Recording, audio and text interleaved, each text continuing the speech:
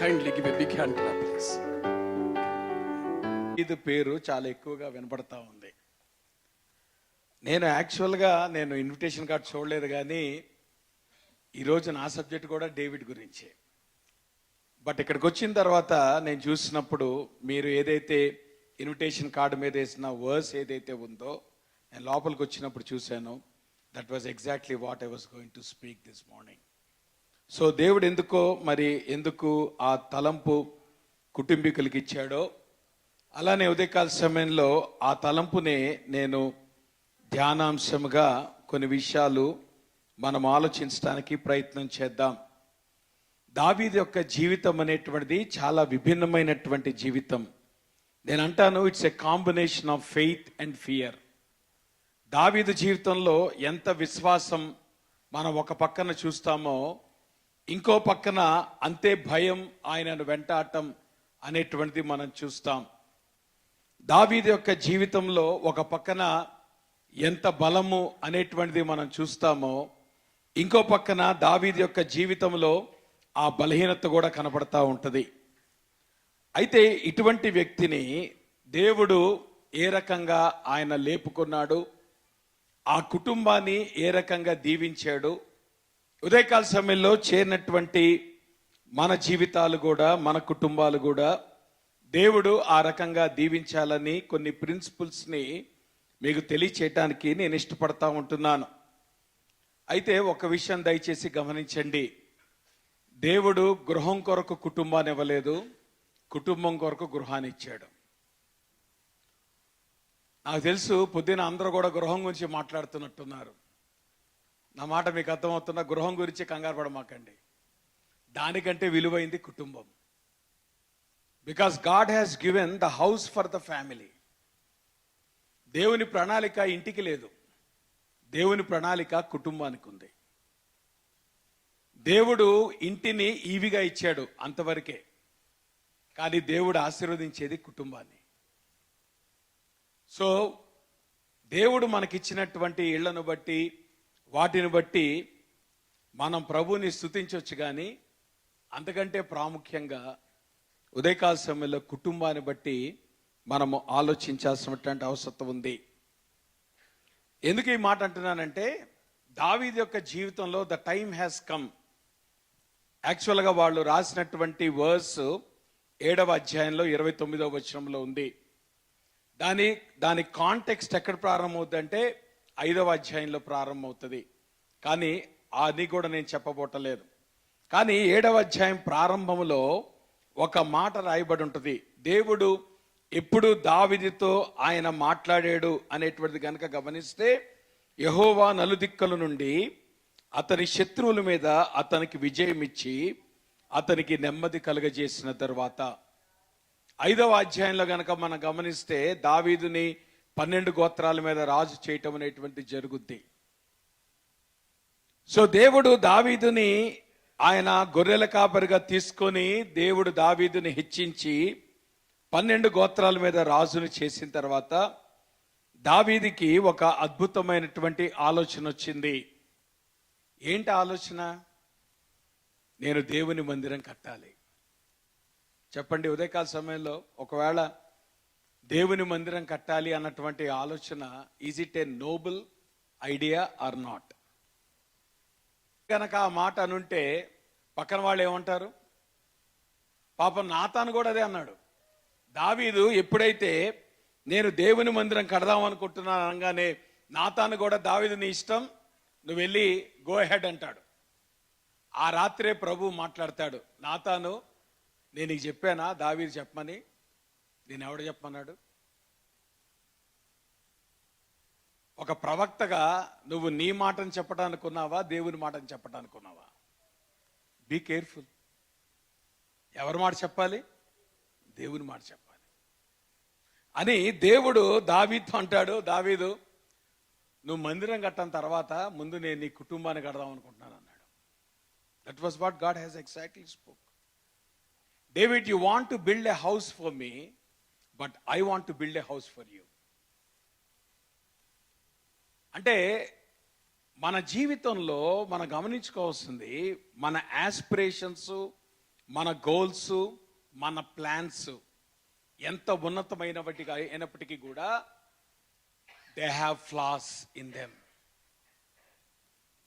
మన ప్రణాళికలు సంపూర్ణమైన ప్రణాళికలు కాదు, మన ఆలోచనలు ఉన్నతమైన ఆలోచనలు కాదు.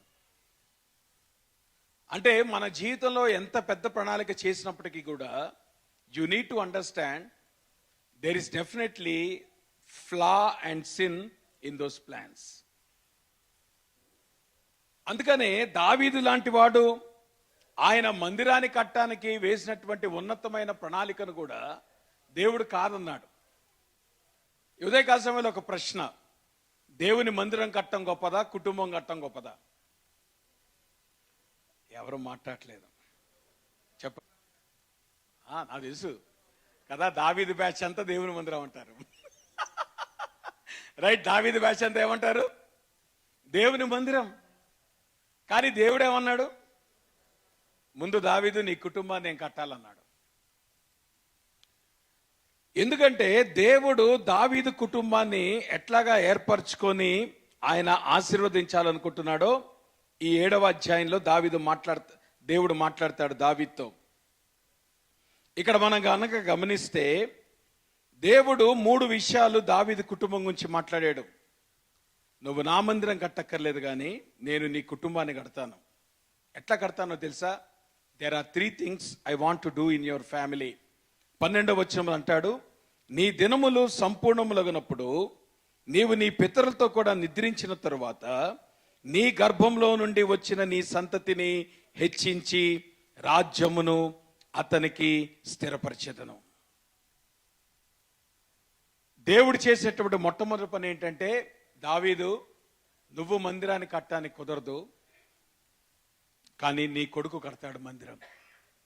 So you are not eligible. ఇది చాలా విచిత్రంగా అనిపిస్తుంది. ఎందుకంటే దావీదుకున్నటువంటి కెరిస్మా వేరు, దావీదుకున్నటువంటి పొటెన్షియల్ వేరు, దావీదుకున్నటువంటి ఎక్స్పీరియన్స్ వేరు. దాంతో పోలిస్తే ఇంకా సొలొమోను సీన్లో కూడా రాలే. అసలు సొలొమోను గురించి పెద్దగా తెలియదు. కానీ ప్రభువు అన్నాడు, దావీదు నిన్ను కాదు, నువ్వు గొప్పవాడై ఉండొచ్చు, నువ్వు గొప్ప పనులు దేవుని కొరకు నువ్వు చేసి ఉండొచ్చు, కానీ నీ కుటుంబంలో వచ్చేటువంటి నీ కుమారుని ద్వారా మందిరాన్ని కట్టబోతా ఉన్నాను. That is the first stipulation of God. Solomon would build the temple. ఆ తర్వాత రెండోది అన్నాడు, దావీదు నీ తరువాత నీ కుటుంబాన్ని నేను స్థిరపరచబోతా ఉన్నాను. అంటే దాని అర్థం ఏంటంటే, నీకు ఒక డైనాసిటీని నేను బిల్డ్ చేయబోతా ఉన్నాను. I'm going to build a dynasty for you. Dynasty అంటే దాని అర్థం ఏంటంటే, తండ్రుల తర్వాత కుమారుల యొక్క కొనసాగింపు. దావీదు కంటే ముందు రాజు అయినటువంటి వాడెవరు? సౌలు. సౌలు తర్వాత ఆ డైనాసిటీ కొనసాగిందా? కొనసాగలేదు. సౌలు యొక్క వంశవాళ్ళి కొనసాగలేరు. ఇంకా విచిత్రమైన విషయం చెప్పనా? ఈ 7వ అధ్యాయానికి ముందు 6వ అధ్యాయం చివరిలో దేవుడు సౌలు డైనాసిటీని క్లోజ్ చేశాడు. చివరిగా జరిగిన సంగతి ఏంటి? 6వ అధ్యాయంలో మికాలు యొక్క గర్భాన్ని దేవుడు మూసేశాడు.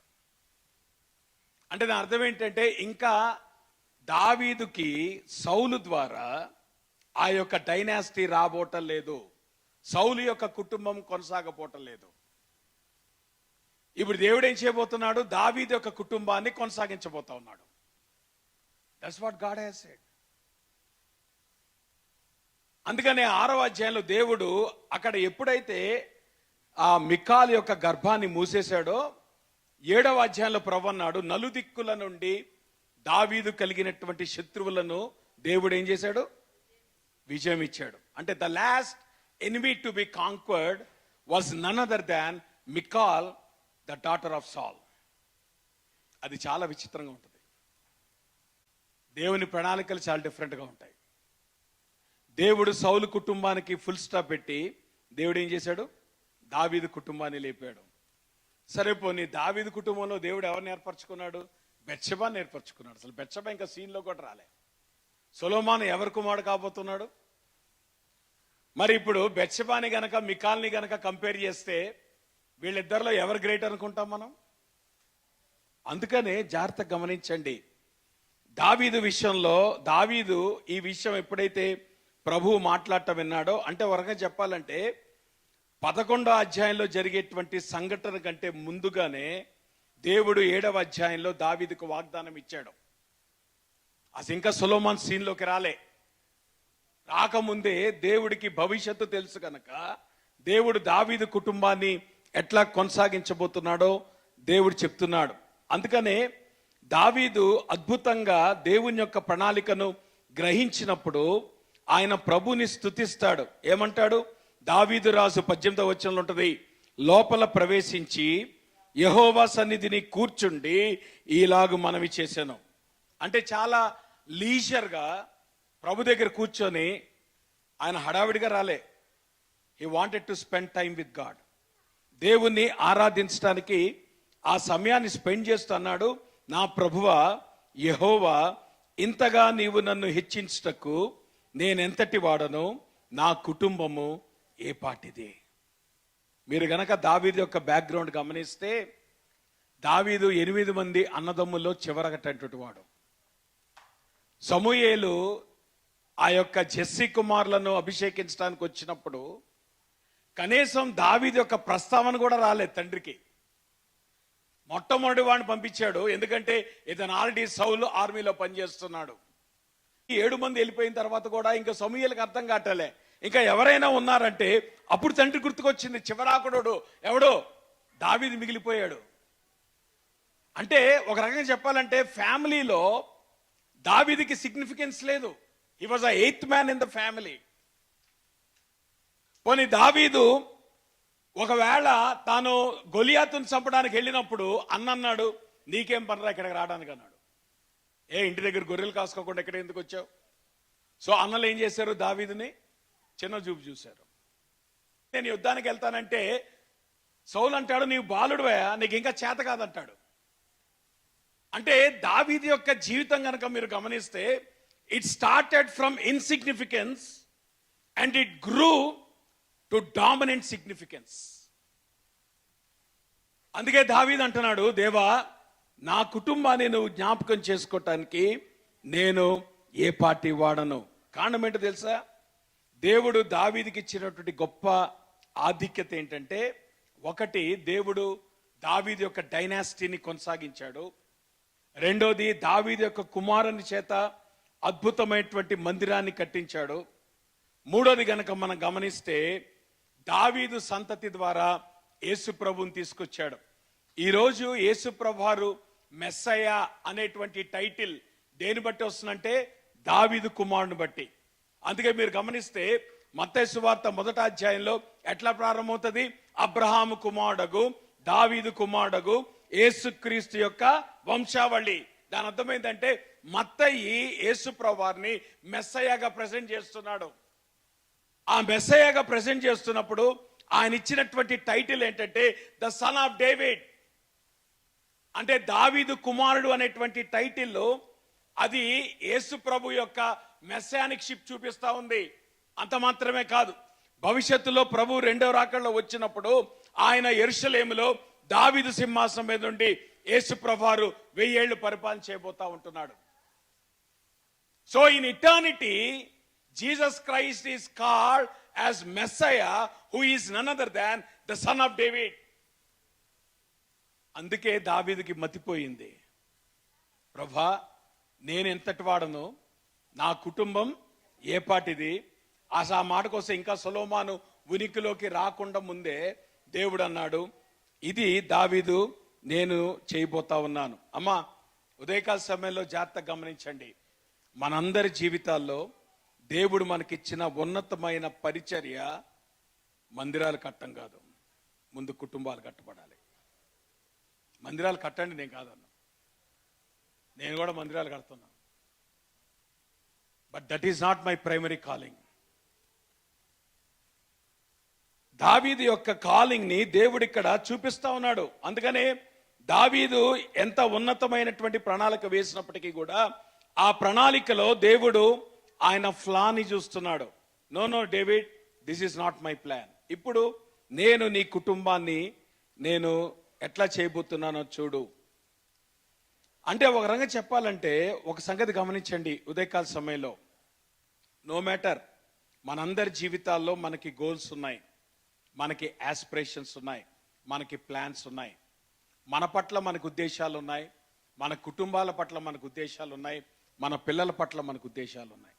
కానీ ఒక సంగతి గమనించండి, మనకున్నటువంటి ప్రణాళికల కంటే, మనకున్నటువంటి ఏమంటారు ఆశయాల కంటే దేవుని ప్రణాళికలు ఉన్నతమైనవి. దావీదు ఎప్పుడైతే దేవునికి తను అప్పగించుకున్నాడో, తన కుటుంబ స్థితిని దావీదు దేవునికి అప్పగించుకున్నాడో, God has blessed David more than he realized what God can do. నేను అనుకుంటాను దావీదు ప్లాన్ చేసిన దానికంటే కూడా దేవుడు చాలా విభిన్నంగా, చాలా అద్భుతంగా దేవుడు దావీదుని హెచ్చించినట్లుగా మనం గమనిస్తూ ఉంటున్నాం. అందుకే సప్లికేషన్ ఆఫ్ డేవిడ్, దేవుని యొక్క ప్రణాళిక దావీదుకు అర్థమైనప్పుడు దేవునిని ప్రభుని ఆరాధించిన దావీదు 25వ వచనంకి వచ్చినప్పటికీ ఆయన ప్రార్థన చేస్తున్నాడు. నేను అంటాను ఉదయకాల సమయంలో, may this be our prayer even towards our families. నా మాట మీకు అర్థమవుతుందా? ఒకవేళ మీ బైబిల్స్ ఉంటే తీసి చదవండి, అందరం కలిసి చదువుదాం. నేను అనుకున్నాను this is the greatest promise that God can give to the families. కుటుంబాలకి దేవుడు ఇవ్వటానికి ఇష్టపడుతున్నాడు. చూడండి 25వ వచనం 7వ అధ్యాయం, ఆ మాటకు వస్తే 25 నుండి 29 వరకు మనం చదువుకొని ఈ మాటలు నేను ముగించబోతా ఉన్నాను. Maybe for respect of the word of God అందరూ లేచి నిలబడి ఈ 4 వచనాలు చదువుతున్నప్పుడు నేను అంటున్నాను, just don't read like that. May this be our prayer and may God give the promise even to our seeds in the days to come. దేవుడు ఆకాంక్షిస్తూ దావీదుని హెచ్చించిన దేవుడు, దావీదుని వాడుకున్న దేవుడు, మన జీవితాల్లో మనల్ని కూడా దేవుడు వాడుకుంటాడు గనక ఈ దినం మన కుటుంబాలు దేవుని సన్నిధికి అప్పగిద్దాం, మన కుటుంబాలు దేవునికి కమిట్ చేద్దాం. అండ్ దావీదు చేసినటువంటి ప్రార్థన మన కుటుంబాల పక్షంగా మనం ప్రార్థన చేస్తూ ఆ వాగ్దానాన్ని మనం దృఢపరుద్దాం. చదువుదాం, అందరు కలిసి చదువుదాం 25వ వచనం నుండి.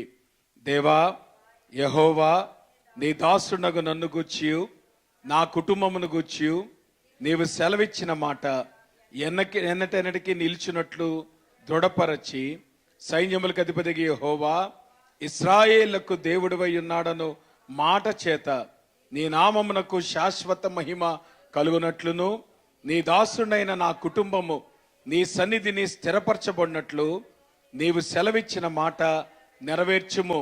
ఇశ్రాయేలీల దేవా, సైన్యములకు అధిపతికి యెహోవా నీకు సంతానము కలుగచేయుదునని నీవు నీ దాసుడైన నాకు తెలియపరిచితివి కనుక ఈలాగున నీతో మనవి చేయుటకై నీ దాసుడైన నాకు ధైర్యము కలిగెను. యెహోవా నా ప్రభువా, మేలు చేయుదువని నీవు నీ దాసుడైన నాకు సెలవిచ్చున్నావే. నీవు దేవుడవు గనక నీ మాట సత్యమే. 29వ వచనం అందరం కలిసి చదువుదాం. దయచేసి నీ దాసుడైన నా కుటుంబము నిత్యము నీ సన్నిధిని ఉండునట్లుగా దానిని ఆశీర్వదించుము. యెహోవా నా ప్రభువా, నీవు సెలవిచ్చున్నావు. నీ ఆశీర్వాదము నుండి నా కుటుంబము నిత్యము ఆశీర్వదింపబడునుగాక. ఆమేన్. May God bless this word. ప్రేమ కలిగిన మా ప్రభువా, మీ యొక్క పరిశుద్ధ నామానికి స్తుతులు, స్తోత్రాలు, వందనాలు. ఉదయకాల సమయంలో ప్రభువా నిన్ను స్తుతిస్తున్నాం, ఆరాధిస్తున్నాం. మా ఆలోచనల కంటే, మా ప్రణాళికల కంటే ప్రభువా నీ ఆలోచనలు ఉన్నతమైనవి. దావీదు కుటుంబాన్ని ఏర్పరచుకున్న దేవా, స్థిరపరిచిన దేవా, నిలబెట్టిన దేవా, నీ అత్యున్నతమైన ప్రణాళికలు నెరవేర్చిన దేవా, ఉదయకాల సమయంలో మమ్మల్ని, మా కుటుంబాల్ని నీ కృపగల హస్తాలకు అప్పగిస్తున్నాం. ప్రత్యేకంగా ప్రవీణ్ కుటుంబాన్ని కూడా ప్రభా మీరు దీవించండి. రానున్న దినాల్లో నీ ఉద్దేశాలు మీరు నెరవేర్చి మీరు మాత్రమే ఘనత, మహిమ, ప్రభావాలు పొందమని యేసు నామములో ప్రార్థిస్తున్నాం తండ్రి. ఆమేన్. Thank you. God bless you. కూర్చోండి.